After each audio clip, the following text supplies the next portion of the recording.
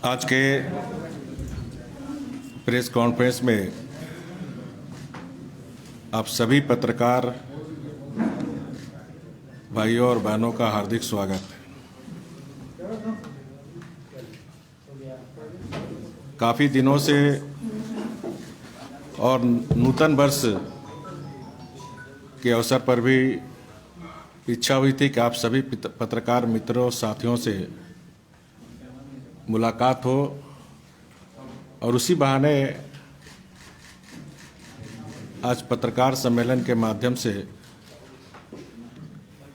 नहीं आता आवाज ठीक है आप सब मित्रों के माध्यम से आज मुलाकात हो सके।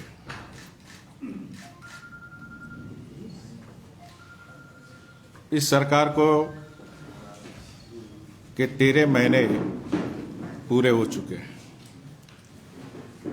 झारखंड प्रदेश भारतीय जनता पार्टी के द्वारा जब इस राज्य के माननीय मुख्यमंत्री 29 दिसंबर को एक वर्ष की उपलब्धि जहां खजाना खाली का बहाना लगाते रहे और करोड़ों रुपए गरीब जनता का करोड़ रुपए खर्च कर वर्षगांठ बनाने का काम किए। हम भी सरकार में थे, लेकिन कभी भी हम वर्षगांठ करोड़ रुपया खर्च करके अपनी उपलब्धि बताने का काम नहीं किए। हम हर वर्ष अपने निवास स्थान पर पत्रकार भाइयों को बुलाते थे और एक वर्ष का लेखा जोखा आपके माध्यम से जनता को बताने का काम करते थे और इस एक वर्ष में उपलब्धि को बढ़ा चढ़ाकर बताने का काम हेमंत सोरेन जी की सरकार ने की थी। एक सकारात्मक और जिम्मेदार विपक्ष की भूमिका अदा करते हुए झारखंड भारतीय जनता पार्टी प्रदेश ने हमारे सभी विधायकों को, जो वर्तमान में विधायक हैं और पूर्व में भारतीय जनता पार्टी की सरकार में मंत्री थे, उन्होंने विभाग वाइज सरकार की विफलता को आपके माध्यम से जनता तक पहुंचाने का काम किए। तो मैं पार्टी के तमाम विधायक को बहुत बहुत साधुवाद, धन्यवाद और आप सब पत्रकार मित्रों को भी बहुत साधुवाद, धन्यवाद, जो एक लोकतंत्र में पत्रकारिता की जो भूमिका होनी चाहिए आपने निभाते हुए जनता के समक्ष आपने सारी बात रखने का काम किया। 13 महीने की सरकार न 3 में है न 13 में है। ये सरकार हर मोर्चे पर विफल है और विफलता का मैं कारण मानता हूं कि हेमंत सोरेन की सरकार एक कमजोर सरकार है, जो राज्य के लिए बहुत बड़ा खतरा है। न उसमें योग्यता है, न दृष्टि है और ना ही बुद्धिमत्ता है। यह अक्षम सरकार है। अक्षम कहने का मतलब माननीय मुख्यमंत्री की शारीरिक योग्यता के बारे में मैं नहीं कह रहा हूं। मुख्यमंत्री जी सक्षम है शरीर से, लेकिन बुद्धि से, योग्यता से अक्षम है। क्योंकि एक कमजोर सरकार का नेतृत्व करता जब कमजोर हो, अक्षम हो, तो सारी मुसीबतें अपने आप पैदा होने लगती है, विकास की गति थम जाती है और कमजोर सरकार किसी विषय पर फैसला लेने से कतराती है। हम सब ने देखा चुनाव के समय बड़े बड़े लोक लुभावने वादे और विकास का सब्जबाग दिखाने का काम किया, चाहे वो पारा टीचर के मामले हो, चाहे राज्य के संविदा कर्मचारियों का मामला हो, चाहे 27% पिछड़ों का आरक्षण का मामला हो, बड़े बड़े वादे, और सरकार में आने के साथ ही वो निर्णय लेने से कतराने लगे और उन्होंने एक कमेटी बनाकर फिर जनता के हाथ में धूल झोंकने का काम किया। जबकि समाचार पत्र मेरे पास कटिंग भी है और आप सब ने छापे हैं कि 3 महीने के अंदर, चाहे वो बेरोजगारी भत्ता हो, चाहे सरकारी नियुक्ति में नियुक्ति करना हो, या पारा टीचर हो, संविदा हो, बहुत सारे वादे, लेकिन कोई निर्णय नहीं लिए। कमजोर सरकार में निर्णय ना लेना भी एक निर्णय है। ये कमजोर सरकार की निशानी होती है। कमजोर सरकार में सब जगह हर काम में अभाव दिखता है और सर्वत्र एक ही चीज, अभाव अभाव। विकास कार्यों के लिए धन का अभाव इस सरकार की दिनचर्या का हिस्सा बन गई है। विकास के लिए पैसे नहीं है, लेकिन सत्ता में बैठे हुए लोग की सुख सुविधा के लिए पैसे हैं। 3 दिन पहले ही माननीय मुख्यमंत्री जी, कौन ऐसा इमरजेंसी काम हो गया था कि चार्टर्ड प्लेन से उन्हें दिल्ली जाना पड़ा, जबकि सर्विस 17 फ्लाइट रांची से दिल्ली जाती है। तो किस तरह सरकारी पैसे का दुरुपयोग इस सरकार में हो रही है, हम सबके सामने उपस्थित है। इसी तरह झारखंड में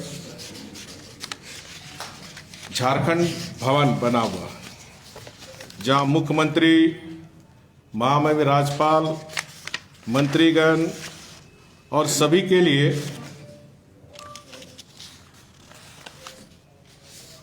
रूम बने हुए हैं।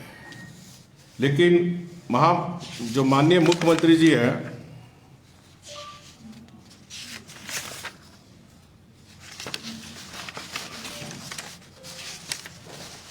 ये झारखंड भवन में नहीं ठहरते और उन्होंने खजाना खाली होने की बात बार बार आप समक्ष करते रहते हैं। लेकिन माननीय मुख्यमंत्री जी ये बताने का कष्ट करेंगे कि दिल्ली में एनआरआई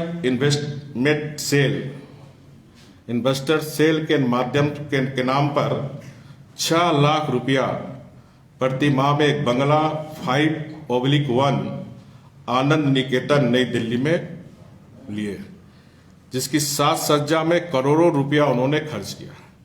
जब भी वो दिल्ली जाते हैं तो झारखंड भवन में नहीं ठहरते। ये इन्वेस्टर एनआरआई का के गेस्ट हाउस के नाम पर 6 लाख रुपए के कमरे में रहते हैं, जबकि झारखंड भवन में सारी सुविधा के बावजूद भी नई दिल्ली की यात्रा पे वो सुविधा के लिए वहां ठहरते हैं। यानी जनता की गाढ़ी कमाई इस पर उड़ाई जा रही है। इसी तरह कमजोर सरकार होने से चारों तरफ व्यवस्था दिखती है, किंतु होती नहीं है। महत्वपूर्ण व्यक्तियों की सुरक्षा में पूरी व्यवस्था रहती है। हाल के दिनों में हम सब ने देखा, पूरी व्यवस्था रहते के बावजूद भी जो अपराधी है, उग्रवादी है, वो अपना काम कर जाते हैं। महामहिम राज्यपाल, जो इस राज्य की संवैधानिक संस्था है, उनके घर पे, उनके चारदीवारी पर उग्रवादी पोस्टर टांग के चले जाते हैं। इसका कारण है कि कमजोर सरकार, कमजोर शासन में भू माफिया, जंगल माफिया और खनन माफिया का अवैध कारोबारी बेखौफ होकर कार्य करते हैं। क्योंकि सरकार के द्वारा उनको संरक्षण प्राप्त होगा।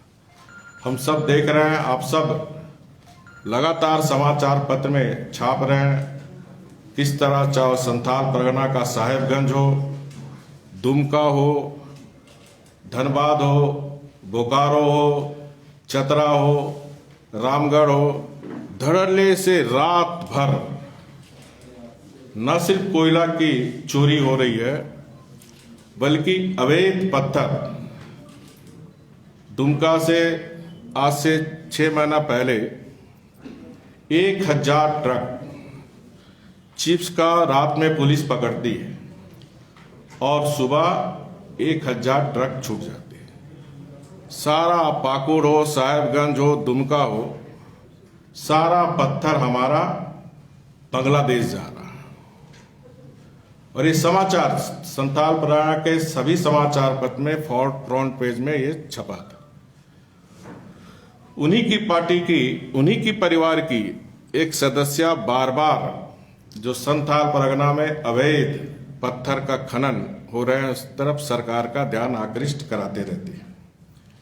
इसी तरह गढ़वा से बड़े पैमाने पर बालू का अवैध जो उत्तर प्रदेश जा रहे हैं। इस तरह जंगल की भी कटाई, आज भी मैंने कहीं पढ़ा पेपर में, अवैध जंगल की कटाई इस 13 महीने में इतनी हुई, चाहे चावासा हो, सिमडेगा हो, गुमला हो, अवैध जंगल की कटाई भी धड़ल्ले से इस सरकार में चल रही है। कमजोर सरकार में लोग गायब हो जाते हैं, तंत्र हावी होती है। इस सरकार में तंत्र हावी है, जिसके कारण हम देख रहे हैं जिस तरह इस राज्य में पुलिसिया राज चल रही है।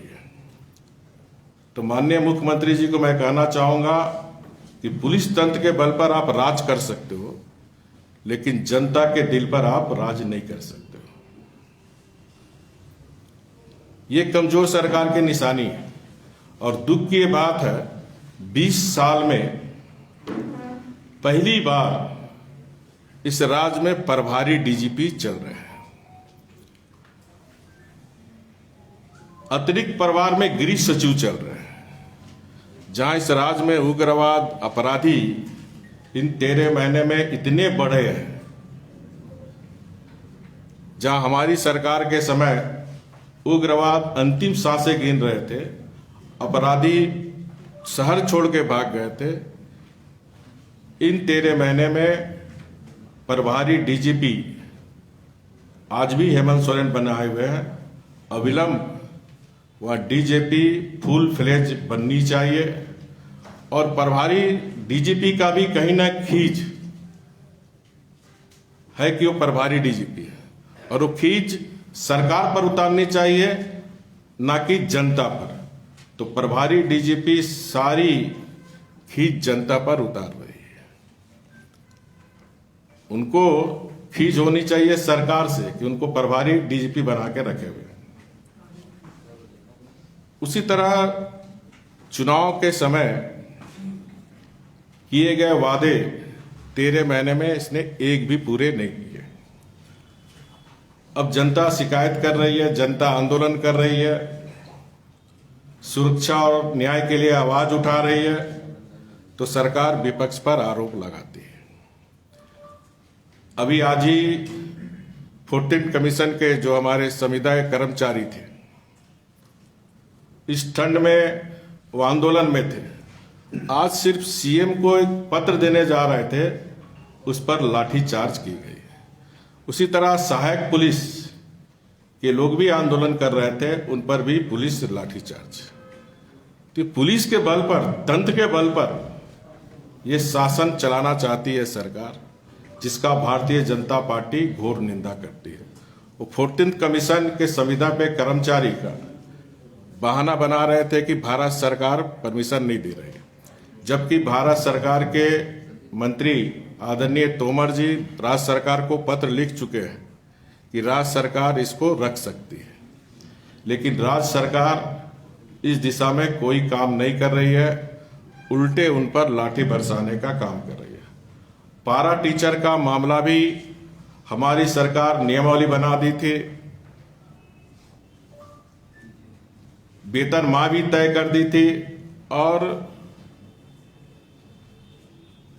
एक और था, अमाउंट बनाना था कुछ 10 करोड़ का, क्या बोलते हैं उसको, हाँ कोष, आप हाँ कल्याण कोष, वो भी सरकार हमने 10 करोड़ अमाउंट कर दी थी, सिर्फ कैबिनेट में लाना था। ये सरकार चुनाव के समय वादा की थी कि 3 महीने के अंदर सभी पारा टीचर को नियुक्ति दे जाएगी। सिर्फ कैबिनेट में इस सरकार को लाना, सारी नियमावली बन गई है, कल्याण कोष बन गई है, वेतनमान तय हो गया, सिर्फ इन्हें कैबिनेट में लाकर इसको करना, लेकिन वो भी काम नहीं कर रही। अब जब लोग आवाज उठा रहे हैं तो ये सारा जो आंदोलन हो रहा है, अगर किसी को दोष जाता है तो वह श्री हेमंत सोरेन जी को, क्योंकि उन्होंने ही चुनाव में बड़े बड़े वादे किए थे। अब उस वादे को लेकर अगर जनता आंदोलन करती है तो उसका सारा, हम कहें इस आंदोलन का, तो इस श्रेय श्री हेमंत सोरेन जी को जाता है। 13 महीने में यह सरकार पूरी विकास ठप। सरकार बनने के साथ ही आपने देखा कि रोड में बहुत घोटाला हुआ, एस्टीमेट घोटाला हुआ, कमेटी बनाई और सारे विकास के काम को रोक दिए। लेकिन 6 महीने के बाद जो हमारा 2018 में जो शेड्यूल डेट झारखंड सरकार थी, उसको फिर एक्सेप्ट करने का काम किया। इस तरह ये सरकार सारे विकास के काम ठप करके रखे हुए हैं और राज्य में आज अराजकता एवं अव्यवस्था पैदा हो गई है। एडी से लेकर चोटी तक आज भ्रष्टाचार फैला हुआ है। महिलाओं और बच्चियों के साथ जो दरिंदी है, आप सब लगातार में पेपर में छाप रहे हैं। आज तक जो पतरातू में एक MBBS में पढ़ने वाली बच्ची का आज तक रसोदान नहीं हो पाया। कितनी ये निकम्मी सरकार है कि हम सबके समक्ष है। पेशेवर अपराधी, उग्रवादी, ये जो राज्य में घटना घट रहे हैं, इसके जिम्मेदार कौन है? इसका जिम्मेदार सीधे हेमंत सोरेन जी है, मुख्यमंत्री जी है, क्योंकि ये कमजोर शासन का अक्षम मुख्यमंत्री शासन में बैठे हुए। राज्य की जनता ने हमसे भी अच्छा काम करेंगे, इस आशा से राज्य की जनता ने गठबंधन सरकार बनाने का काम किया था कि हमसे भी, हमारी सरकार बीजेपी की सरकार से भी बेहतर काम करेगी। इसीलिए इसी आशा से राज्य की जनता ने दी थी। आज राज्य की जनता आज अपने आप को ठगा महसूस कर रही है। सारी आशा और आकांक्षाएं आज जनता की धूमिल हो गई। 13 महीना की मैं इस सरकार की, आप इसे उपलब्धि, हेमंत सोरेन सरकार इसी उपलब्धि मानती है। पहला उपलब्धि इस सरकार की, पहली कैबिनेट में पत्थरगड़ी कांड के आरोपियों पर बिना जांच पड़ताल केस वापस ले लिया। इससे राष्ट्र विरोधी शक्तियां, उग्रवादियों और अपराधियों का मनोबल बढ़ गया और वो आज पूरे राज्य में तांडव मचाने में लगे हुए हैं। अपराधियों, उग्रवादियों और राष्ट्र विरोधी शक्तियों का मनोबल बढ़ाने के परिणाम है दूसरा घटना, इस राज्य सरकार की उपलब्धि चाईबासा, जहां आदिवासी मुख्यमंत्री रहते हुए 7 आदिवासी गरीब आदिवासियों की निर्मम हत्या कर दी गई। उस पर भी आप ध्यान दीजिए, आप लोग छापे भी थे। वकोल मुख्यमंत्री जी जो मारे गए थे वो भी एक उनके ही थे, जो मारा था वे भी उनके थे। ये बयान चाप उन्होंने आप सबके मीडिया के समक्ष दिया था। इसलिए कोई कार्रवाई तो होनी दूर, दिखावे के लिए कमेटी बना दी गई। कमेटी का जांच का क्या हुआ, क्या कार्रवाई हुई किसी को कुछ पता नहीं है। आखिर जब मुख्यमंत्री के लोगों की हत्या करेंगे तो कार्रवाई क्या होगी? क्या मुख्यमंत्री बताएंगे कि राज्य के कौन नागरिक उनके हैं और कौन पराये? क्या राज्य के मुखिया को इस आधार पर निर्णय लेना चाहिए? इसी को कहते हैं अक्षम और अराजक सरकार। तीसरी सरकार की उपलब्धि है, अब जरा लोहरदगा दंगे पर गौर कीजिए। 5 साल हमारी सरकार भी थी, कोई दंगा नहीं हुई थी। 13 महीने की इनकी उपलब्धि लोहरदगा में दंगा होना, और एक दिन नहीं 2 दिन कर्फ्यू होना, और आस्ते आस्ते कर्फ्यू में ढील देना। जब आम लोग नागरिकता कानून के समर्थन में जुलूस निकाल रहे थे तो उन पर अचानक हमला कर दिया गया, दुकानें जला दी गई, मकानों में तोड़फोड़ की गई, बम चली, गोलियां चली, मकानों के छतों से पत्थर ईंट बरसाई गई। एक युवक प्रजापति नाम का इसी रिम्स हॉस्पिटल में उनकी मौत भी हो गई। कई लोग घायल हुए, कर्फ्यू लगा, लेकिन कोई कार्रवाई नहीं हुई। शायद उपद्रवी मुख्यमंत्री और उनके एक मंत्री के लोग थे। जिस राज्य के लोगों को लोकतांत्रिक अधिकारों को भी दंगाई रौंद डाले, प्रदर्शनकारियों को लहूलुहान कर डाले और सरकार बगले झांकने में लगे, तब भी क्या सरकार पर अक्षम और पक्षपाती होने का आरोप नहीं होता? एक जो सबसे महत्वपूर्ण, क्योंकि जो कमजोर शासन रहता हमेशा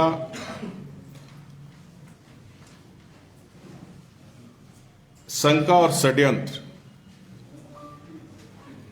से घिरा रहता, और कमजोर शासन में अपारदर्शिता, ट्रांसपेरेंसी नहीं रहती है। इसका उदाहरण इस राज्य में तो पहला बात तो महीने में एक बार कैबिनेट होता है। ये राज्य कितना जनता के प्रति जवाबदेह है, इसका उदाहरण महीने में एक बार कैबिनेट होता। हमारी सरकार, बीजेपी की सरकार थी 5 साल, या अन्य राज्य सरकार भी देखे, हर हफ्ता मंगल को कैबिनेट होती थी। लेकिन इस सरकार में महीने में एक बार कैबिनेट होती है, और एक कैबिनेट में 1, 2, 5 नहीं 62 एक दिन में संलेख पास कर दिया जाता है। और उस 62 संलेख में ऐसे ऐसे काम बीच में घुसा देते हैं जो हम सबको भी ध्यान से बातें नहीं आती। अगर 62 संलेख आप सब पत्रकार अपना लिखेंगे तो पूरा पेज 62 संलेख में ही पेपर भर जाएगा। और इसी तरह हमारी सरकार ने जो इस राज्य की महिलाएं हैं, आधी आबादी, इस राज्य को आगे बढ़ाने में महिलाओं का काफी योगदान है। बिना महिलाओं को आर्थिक रूप से सशक्तिकरण किए ये राज्य आगे नहीं बढ़ सकता।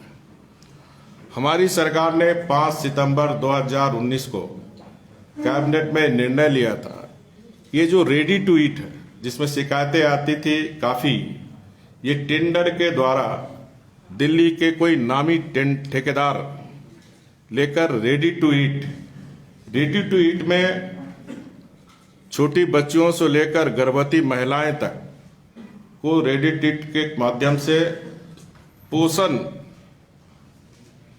कुपोषण समाप्त हो, इसको ध्यान में रखकर ये योजना चलाई जाती। आपको याद दिला दो, इसमें 39,000 सखी मंडल काम कर रही थी प्रखंड स्तर पर। 39,000 महिलाओं को स्वरोजगार इससे प्राप्त थी। महिलाएं इस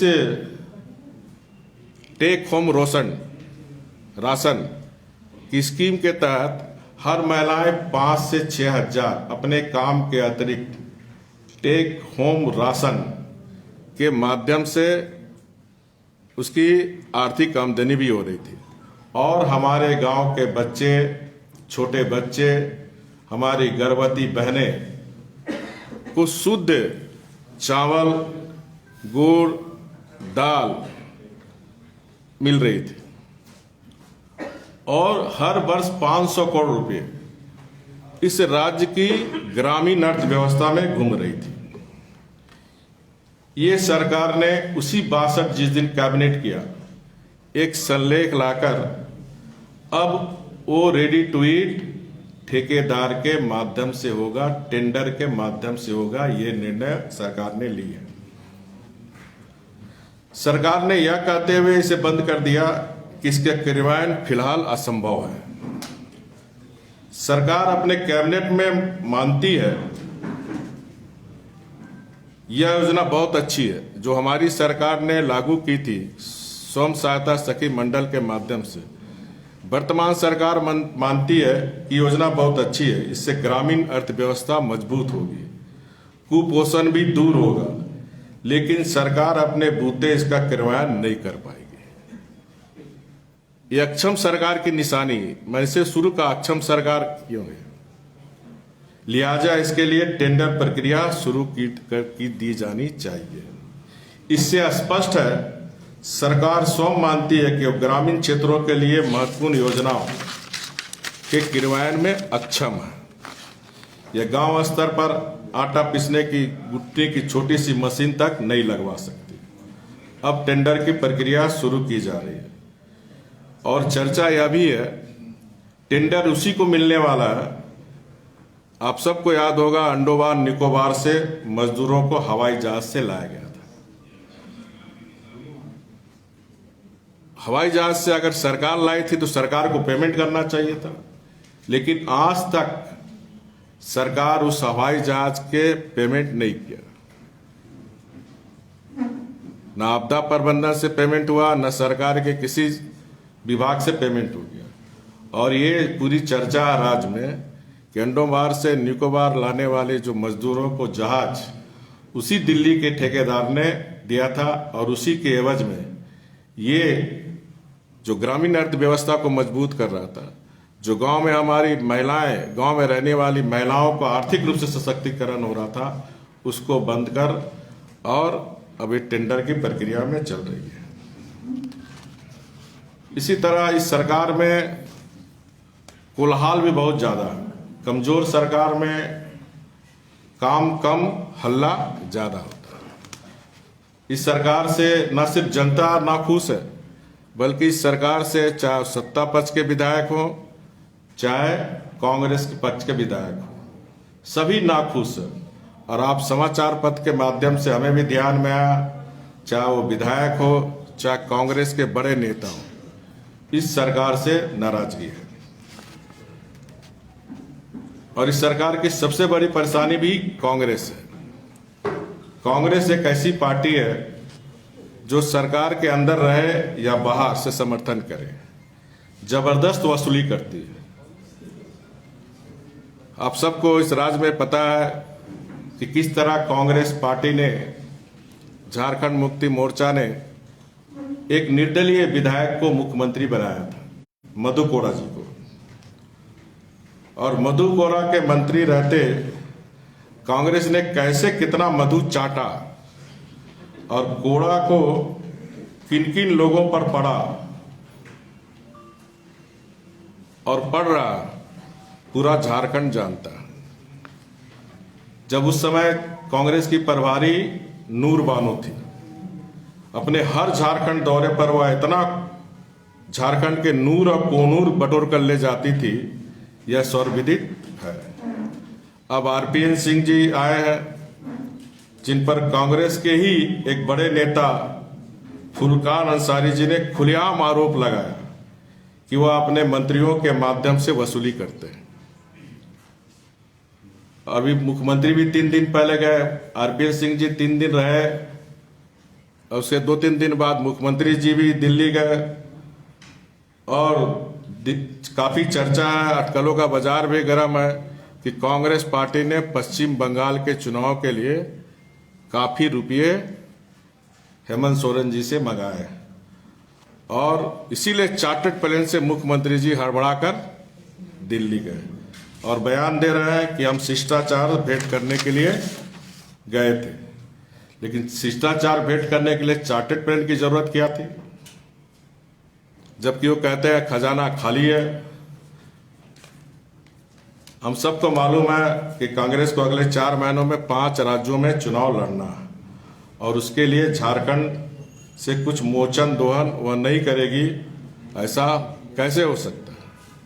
कांग्रेस का जो इतिहास है इस राज्य में, झारखंड में, तो इतिहास तो यही बताता है, यहाँ से झारखंड को कांग्रेस चारागाह बना कर रखा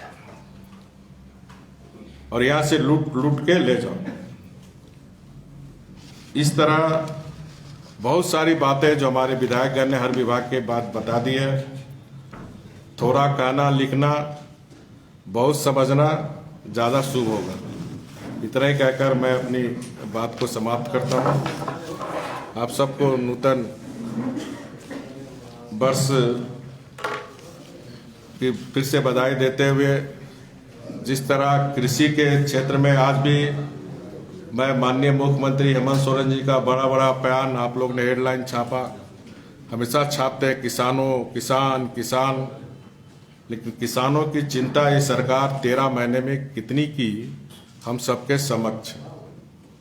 हमारी सरकार प्रधानमंत्री कृषि सम्मान योजना के अतिरिक्त राज्य में मुख्यमंत्री कृषि आशीर्वाद योजना शुरू की थी, जिसमें प्रति एकड़ 5,000 से 5 एकड़ वाले को हमारी सरकार 25,000 दे रही थी और 22 लाख किसान को हमारी सरकार दे रही थी। इस सरकार में जहां कांग्रेस ने 2 लाख रुपए लोन माफ करने का काम का वादा किया था, और इस सरकार में उस योजना को बंद कर किसानों के साथ कितना भद्दा मजाक किया और किसान लोन का माफ का ढिंढोरा उन्होंने पीटा, और उस किसान लोन में सिर्फ 9 लाख किसान का ही माफ करने का, अभी तक एक भी किसान का कोई लोन माफ नहीं हुआ। तो ये कांग्रेस झारखंड मुक्ति मोर्चा किसान को कर्जदार बना के रखना चाहती है, किसान आत्महत्या करते रहे। लेकिन भारतीय जनता पार्टी की सरकार जब थी यहाँ, या अपने आदरणीय मोदी जी के नेतृत्व में, किसान अपने पैर पर खड़ा हो, किसान आत्मनिर्भर बने, इसी सोच के साथ पीएम किसान योजना के तहत हमारी सरकार ने मुख्यमंत्री कृषि आशीर्वाद योजना शुरू की थी, ताकि खाद बीज कीटनाशक दवा के लिए किसी साहूकार किसी बैंक के पास हाथ ना फैलाना पड़े। इसलिए किसान लोन माफ करना कृषि किसान की समस्या का समाधान है। फिर अगला साल लोन लेगा, इस बार आप 9 लाख किसान का माफ करेंगे, वो फिर अगला बार खाद बीज कीट काटने के लिए बैंक साहूकार से लोन लेंगे।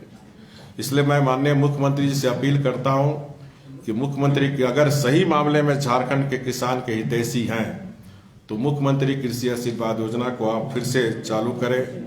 यूरिया के कालाबाजारी जोर शोर से लगातार आप समाचार पत्र में छाप रहे हैं, धान का हम देंगे इतना रुपया, 2,500 रुपया क्विंटल, और धान कितने में बिक रहे हैं, सब बिचौलिया 1,100-1,200 रुपया में बेच रहे हैं। लगातार आप सभी समाचार पत्र में इस विषय को आप रख रहे हैं। दूसरा, इस सरकार की एक और किस तरह इस सरकार तानाशाह की ओर जा रही है। कोई भी सरकार हो, आलोचना सुननी चाहिए। हमारी भी सरकार थी, हम आलोचना सुनते थे, क्योंकि सरकार में, शासन में कमियां खामियां हो सकती है, गलतियां हो सकती है, तो पत्रकार ही, समाचार जगत ही ऐसा है जो हमें कामियां और खामियां का ध्यान आकृष्ट करती है। तो अगर प्रशंसा सुनना आपको अच्छा लगता है तो आलोचना सुनना भी अच्छा लगना चाहिए। लेकिन इस सरकार में जरा भी आलोचना सुनने का आदत नहीं है। अगर कोई आलोचना समाचार पत्र करता है तो उसका विज्ञापन बंद कर देता है, विज्ञापन बंद करने का धमकी देता है।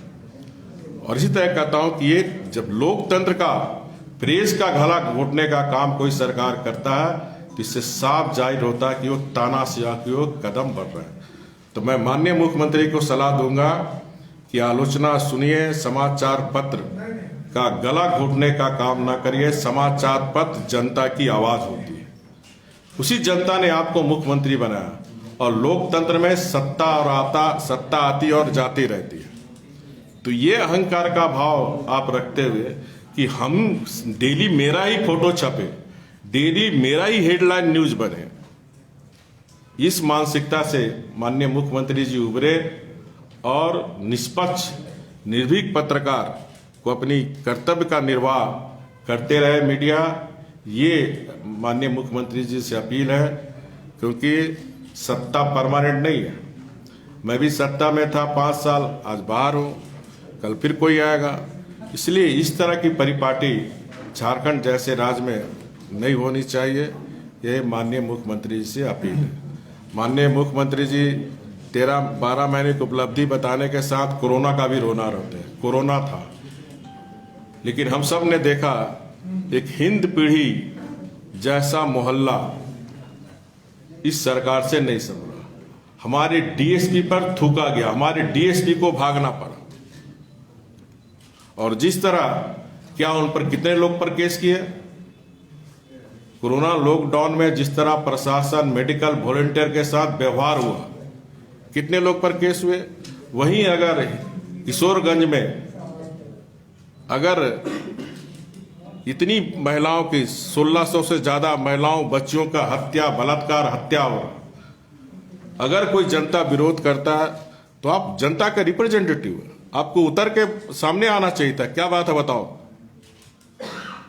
उन पर आप लाठी डंडा और झूठे मुकदमे दायर करने का काम किए।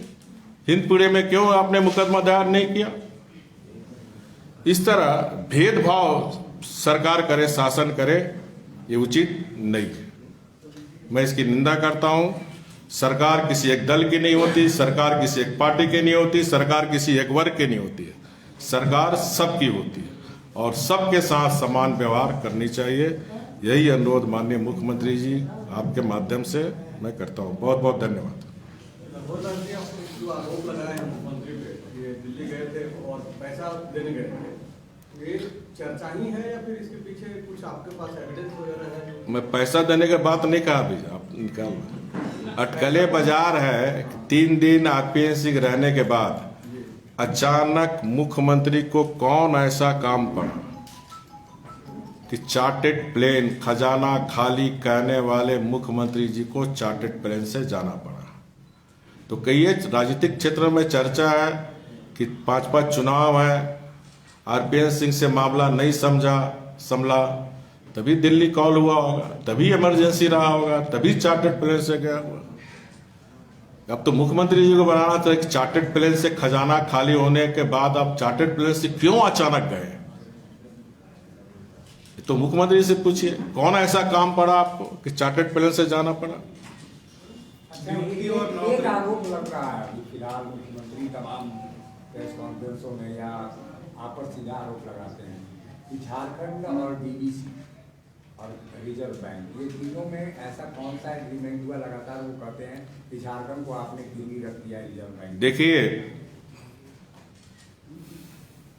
सरकार में 2014 के पहले वर्तमान मुख्यमंत्री माननीय हेमंत सोरेन जी भी मुख्यमंत्री थे। जब मैं मुख्यमंत्री बना, डीवीसी का 6000 करोड़ रुपया बकाया था। मैं सभी मीडिया को बता भी चुका हूं।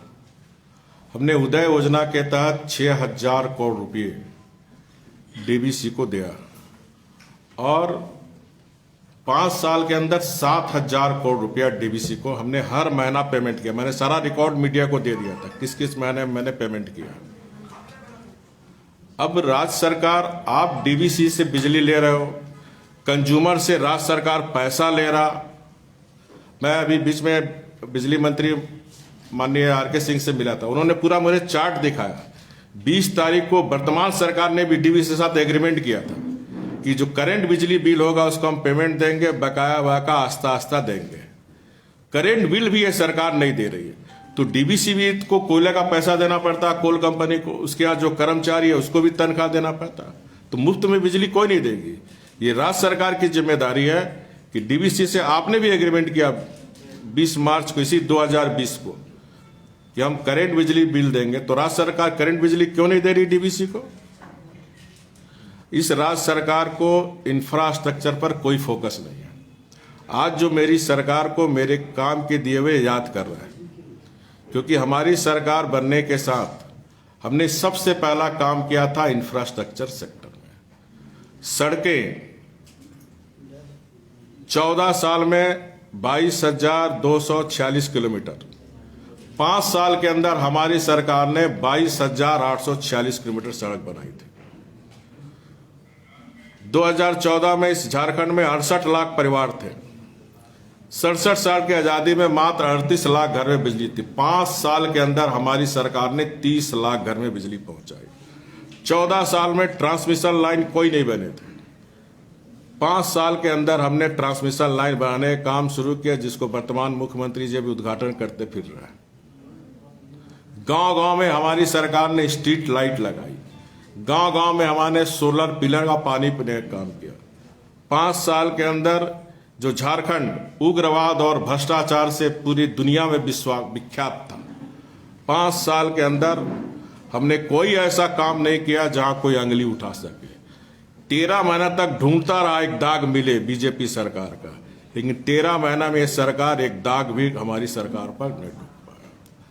13 महीने के अंदर इन्होंने बड़े बड़े वादे किए। जब कोरोना हुआ, 13 लाख मजदूर को लाया, बोला कोई, आप ही लोग हेडलाइन छापे थे कि कोई मजदूर अब बाहर रोजगार नहीं जाएगा, झारखंड में हम सबको रोजगार देंगे। एक भी प्रवासी मजदूर को इस सरकार ने रोजगार नहीं दिया, बल्कि जो हमारी सरकार टेक्सटाइल में 10,000 बच्चियों को रोजगार दी थी। जो रोजगार हमारी झारखंड की बच्चियां काम कर रही थी, उसकी भी रोजगार इस सरकार ने छीनने का काम। प्रवासी मजदूर की बात तो छोड़ दीजिए, जो 10,000 बच्चियां हमारी, चाहे ओरिएंट क्राफ्ट हो, चाहे अरविंद मिल्स हो, चाहे किशोर एक्सपोर्ट्स में, सारी बच्चियां फिर बेरोजगार होके फिर तमिलनाडु जाने का काम कर रही है। आप सब ने देखा होगा, लॉकडाउन खत्म होने के बाद देश का जितनी गाड़ियां हैं, चाहे तमिलनाडु हो, बंगाल हो, सब झारखंड में घूम रहे थे, सब पलायन हो रहे थे। हमारी सरकार के समय उग्रवाद अपराधियों की हिम्मत नहीं होती थी। 24 घंटा रात दिन, चाहे पलामू गढ़वा हो, आज जाएगा पेशरार शाम में 5 बजे के बाद कोई जा सकता है, 9 बजे के बाद कोई पलामू और गढ़वा जा सकता है। कानून व्यवस्था हमारी सरकार ने सुदृढ़ रखी थी। इस सरकार में कानून व्यवस्था ध्वस्त हो गई है। रघुवर जी, एक क्वेश्चन है कि राज्य की जो सबसे बड़ी समस्या है वो बेरोजगारी की है। आपकी सरकार ने कट ऑफ डेट 1985 बनाया था स्थानीय नीति को ये करने के लिए। आज इस सरकार ने अभी तक एक 3 सदस्यीय समिति बना के राज्य को बेरोजगारों की फौज खड़ी कर दी है। इस बारे में आपका क्या कहना है? देखिए, मैंने पहले ही कहा, निर्णय ना लेना ही एक निर्णय है। इस सरकार ने चुनाव के समय वादा किया था कि हमारी सरकार बनेगी, 1 साल के अंदर 5 लाख सरकारी नौकरी देंगे। जब तक सरकारी नौकरी नहीं मिलेगी, ग्रेजुएट को 5,000, पोस्ट ग्रेजुएट को 7,000। अब आप ही बताइए कितने लोग को मिले। दूसरा, हर गरीब को 72,000 रुपया देंगे। 13 महीना हो गया, कोई गरीब को 72,000 रुपया मिला। तीसरा, इन्होंने कहा था, हमने, हमारी सरकार जो 600 रुपया थी, हमने 1,000 रुपया किया था वृद्धा पेंशन, विधवा पेंशन का। इन्होंने वादा किया था कि 2,500 रुपया हम वृद्धा पेंशन, विधवा पेंशन देंगे। लेकिन दुख के साथ एक कहना पड़ता है कि मैं अभी 2 दिन पहले कोलेबिरा बसिया गया था, वहाँ पब्लिक आके बोला, सर 5-6 महीना से 1,000 रुपया भी विधवा पेंशन, वृद्ध पेंशन नहीं मिल रहा। ये आप भी पता कर लीजिए। 5 महीने से सरकार जो वृद्ध विधवा लोग को पेंशन भी है, सरकार नहीं दे रही है। इसीलिए मैंने कहा कि वादे बहुत किए, झूठे वादे करके जनता को छलने का, ठगने का काम। आज जनता महसूस कर रही कि हमसे गलती हो गई और उस गलतफहमियां से बाहर निकल रही है। ये सरकार बेरोजगार नौजवान के भविष्य के साथ भी खिलवाड़ कर रही है। वादे और नारे से वोट लिया जा सकता है, वादे नारे से सरकार नहीं चलती। सरकार चलती नीति और नियत से। ये सरकार के पास ना कोई नीति है, न इस सरकार का इस झारखंड आगे बढ़े करने के लिए नौजवान को रोजगार मिले, कोई नियत मिले। Sir BJP